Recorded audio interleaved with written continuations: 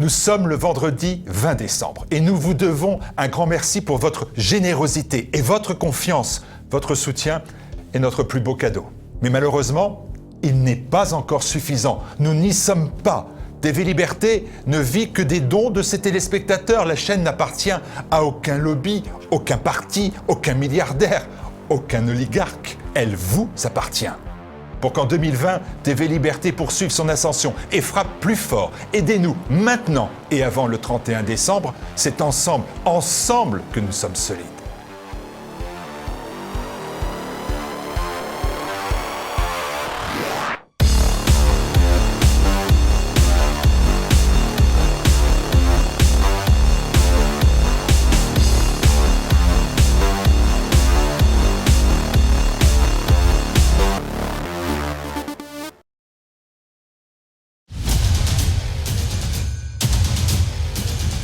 Il n'y a pas de crise des migrants.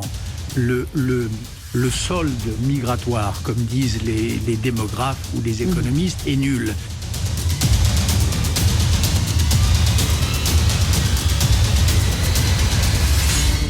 En 2013, par exemple, l'INSEE nous dit, ben voilà, il y a tant de gens qui arrivent et tant de gens qui partent, donc la différence est 33 000. C'est-à-dire très peu. Ce que je fais, c'est exactement le contraire. Je prends les immigrés qui arrivent moins les immigrés arrivés qui repartent et les Français expatriés moins les Français expatriés qui reviennent. Et au lieu de 33 000, on arrive à 260 000. C'est plus du tout la même chose.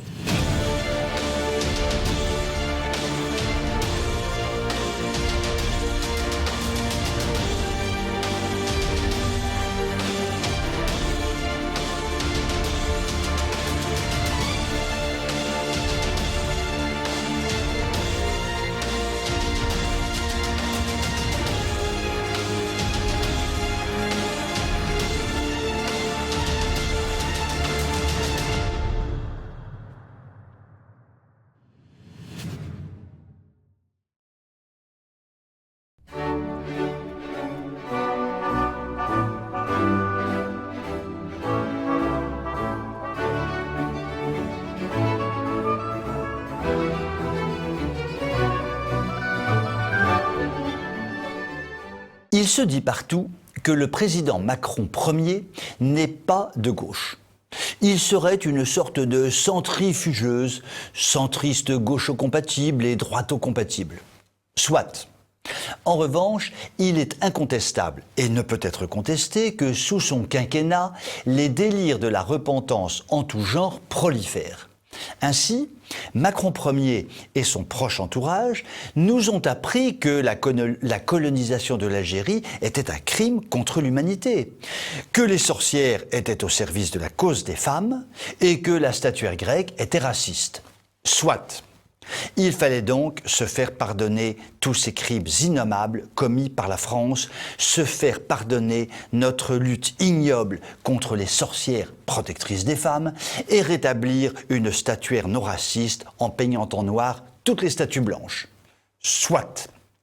Il a donc été décrété au plus haut niveau de l'État qu'il fallait mettre en route une politique exemplaire pour se faire pardonner tous nos crimes. Cette politique a été dotée d'un nom, le restitutionnisme. Qu'est-ce que c'est que ça? Qu'est-ce que c'est que ce joli nom de restitutionnisme?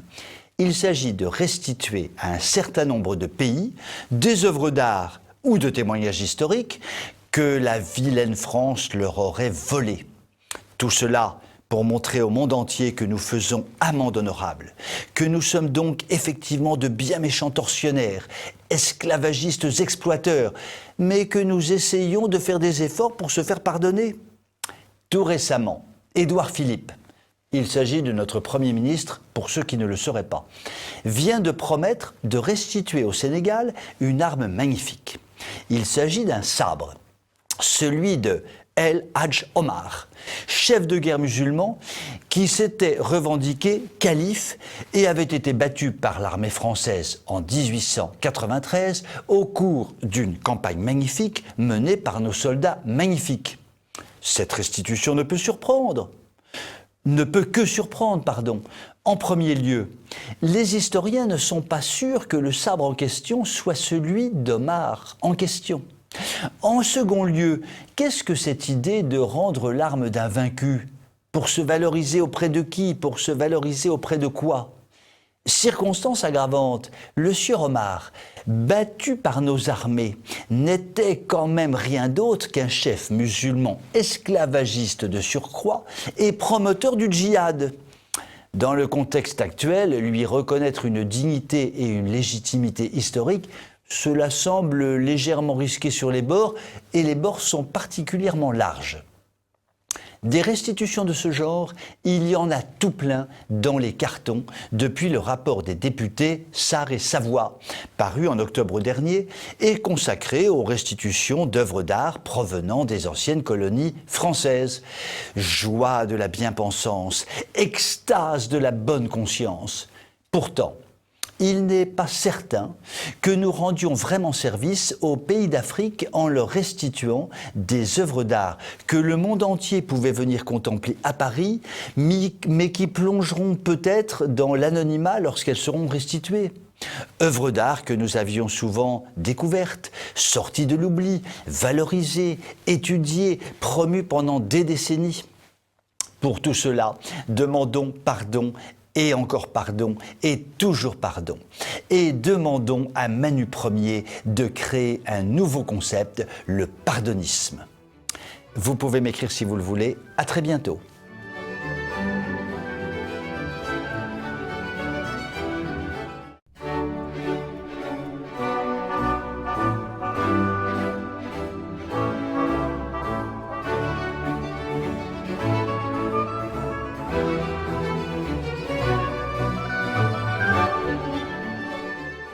Jusqu'à il y a peu de temps, le monde bancaire avait développé un système financier d'une grande simplicité. Son métier consistait à recevoir de l'argent de certains pour le reprêter sous forme de crédit à d'autres. Grâce à une gestion affinée des taux de placement et de crédit, le monde bancaire gagnait de l'argent et pouvait donc prospérer et développer ainsi l'économie. Dans la période de déconstruction systématique que nous vivons depuis quelques années, il fallait évidemment casser cette règle financière fondamentale, ce qui a été fait de main de maître. Ainsi, si nous empruntons sur 20 ans, les intérêts que nous paierons seront ridiculement bas, proches de zéro, et ne permettront en aucun cas au système bancaire d'assurer sa pérennité.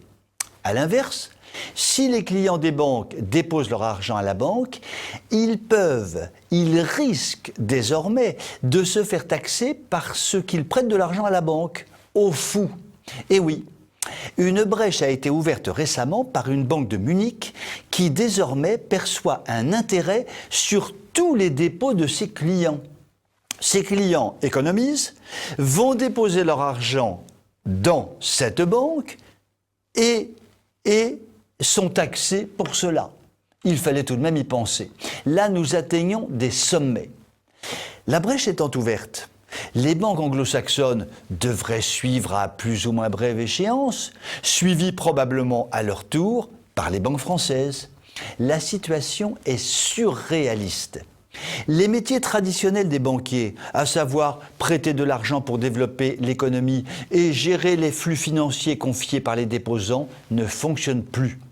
Pour tenter de survivre, les banques tentent de se développer sur les autres métiers financiers et tentent de gagner des super profits par des métiers à haut risque, comme nous l'a brillamment démontré la Société Générale en son temps, avec quelques milliards d'euros perdus en très peu de temps par un seul de ses employés, le célèbre Kerviel. Le monde financier, en jetant à la mer les métiers traditionnels au profit de métiers à haut risque, qui s'assimile à du casino, mettra un jour ou l'autre l'économie mondiale en grande difficulté. L'émergence de cette société postmoderne tant vantée par les élites se fera dans la douleur, même sur le plan bancaire. Mais nous survivrons à toutes ces folies, soyons-en sûrs. Vous pouvez m'écrire si vous le voulez. À très bientôt.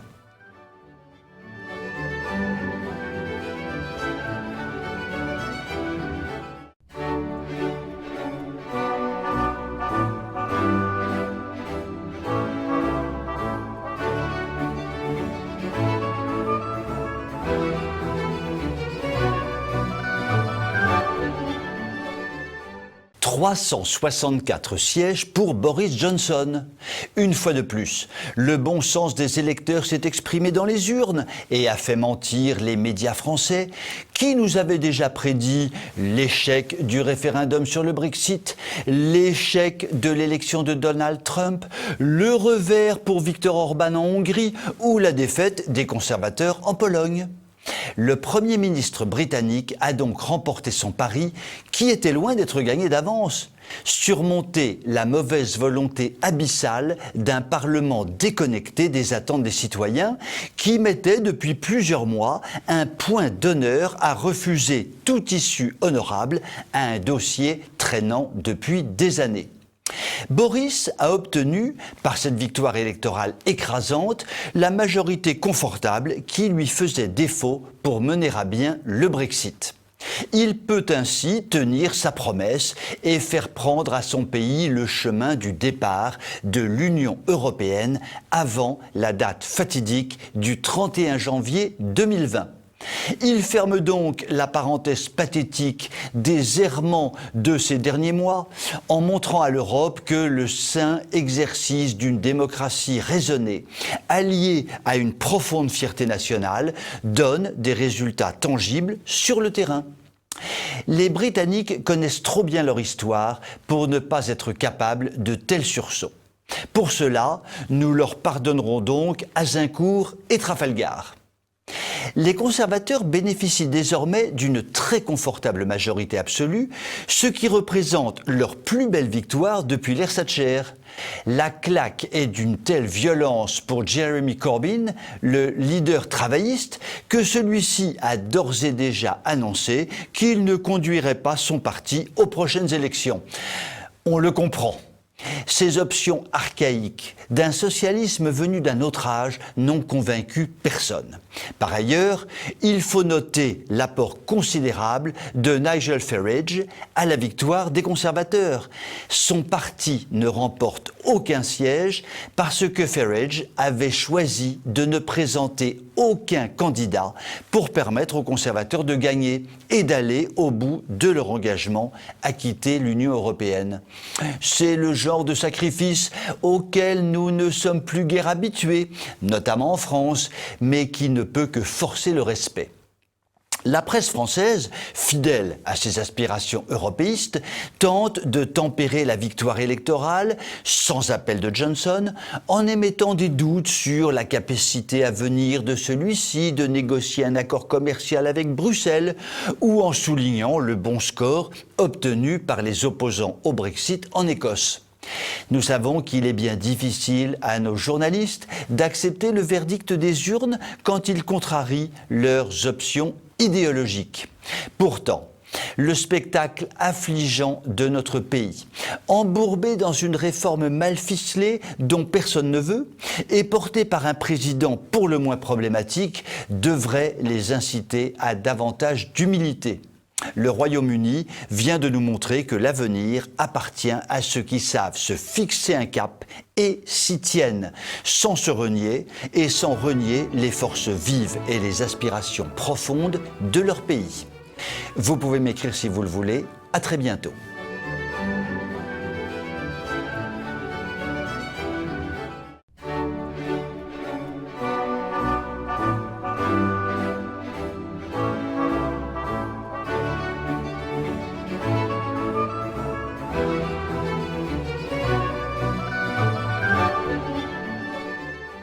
Pendant que nous pleurons le cœur en miettes, nos soldats morts en héros au Mali, sacrifiés sur l'autel de la lutte contre des djihadistes que l'irresponsabilité de nos gouvernants a permis d'armer il y a quelques années, refait surface une histoire bien sordide que beaucoup ont intérêt à faire oublier, les liens troubles entretenus par Nicolas Sarkozy avec le régime libyen de Kadhafi avant sa chute.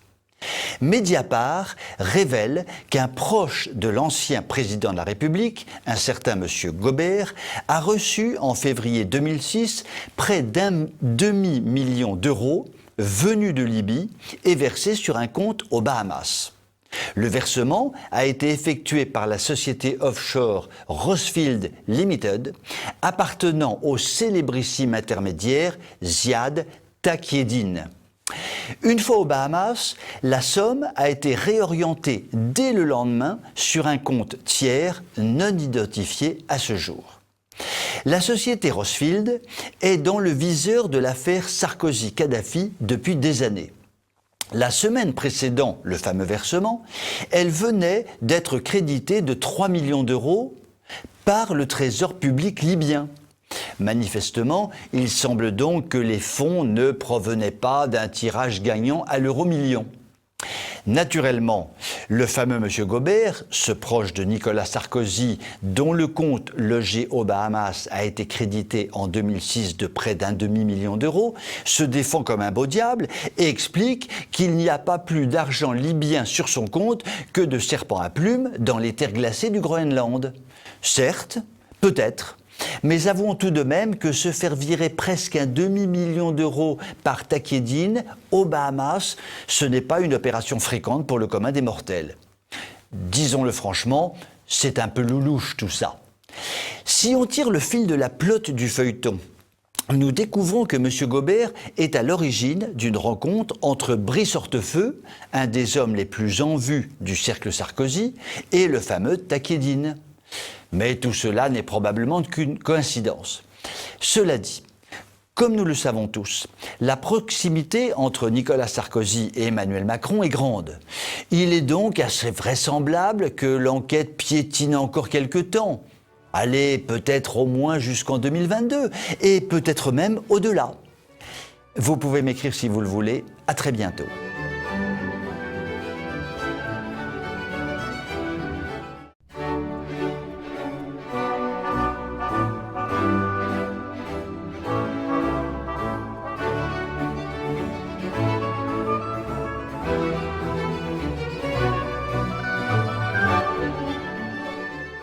Pour un certain nombre de Français, de gauche comme de droite, mais surtout de droite, il faut bien le dire, la cause est entendue.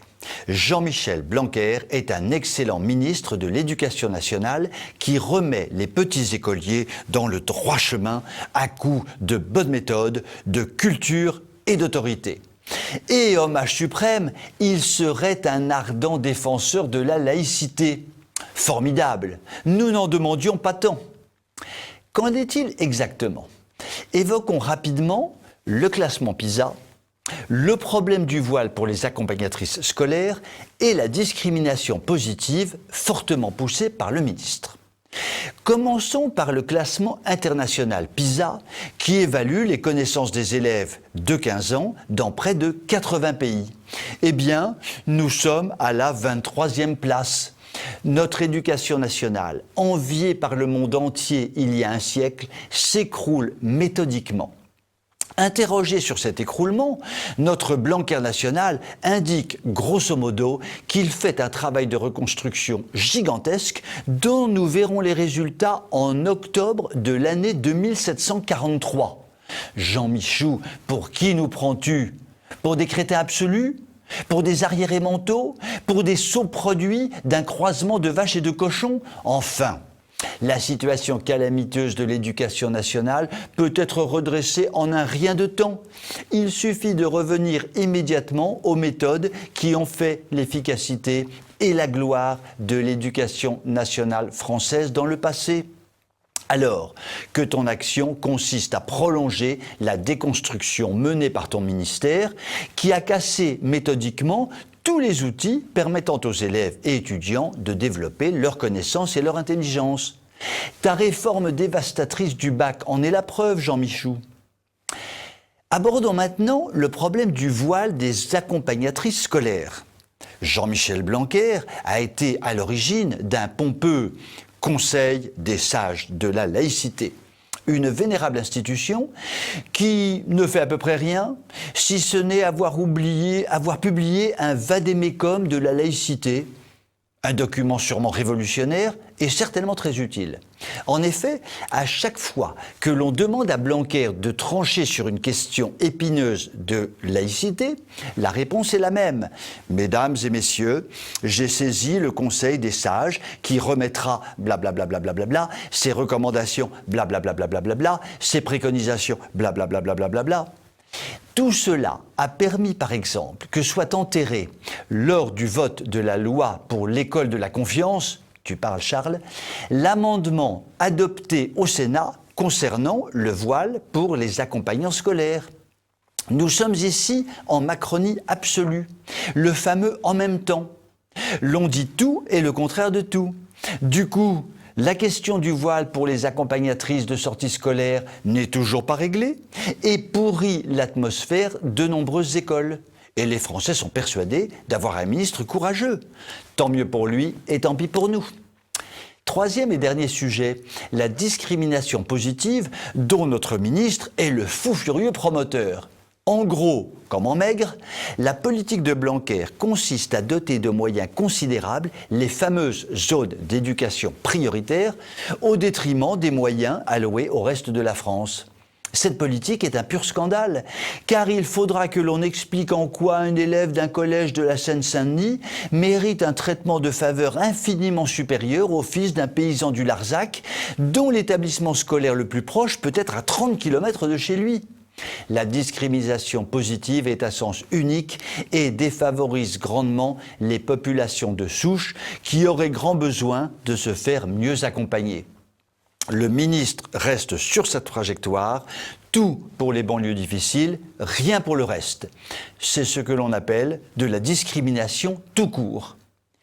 Les directeurs d'établissement, les professeurs, les parents d'élèves sont de moins en moins dupes de la situation. Il n'y a rien à attendre du ministère actuel et l'espoir d'un redressement doit se reporter sur l'élection présidentielle de 2022. L'important est donc finalement de ne pas désespérer. Vous pouvez m'écrire si vous le voulez. À très bientôt.